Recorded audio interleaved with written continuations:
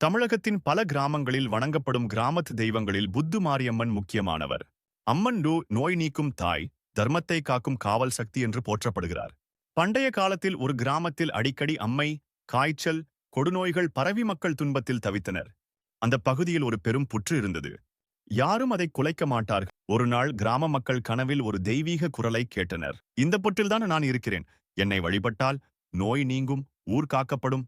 அடுத்த நாள் புற்றை சுத்தம் செய்தபோது அதிலிருந்து ஒளி வீசும் சக்தியாக அம்மன் வெளிப்பட்டதாக நம்பப்படுகிறது. புத்து மாரியம்மன் நோய்களை பரப்புபவள் அல்ல, நோய்களை நீக்கும் தாய். கிராம எல்லையை காக்கும் அநீதியைக் கண்டால் கோபம், பக்தியைக் கண்டால் கருணை. அம்மனுக்குச் செய்த நேர்த்திக் கடன், கூழ் ஊற்றுதல், வேப்பிலை அலங்காரம் நோய் தீர்வுக்கும் குடும்ப நலனுக்கும் செய்யப்படுகிறது. புத்து ஷஸ் பூமியின் ஆழத்தில் இருக்கும் சக்தி. மாரி ஷெஃப் மழை, நோய், மாற்றம். அம்மன் இயற்கையின் சக்தியை மதித்தால் தாய் போல அது நம்மை காக்கும் என்பதே இந்த வழிபாட்டின் உள்ளார்ந்த அர்த்தம்.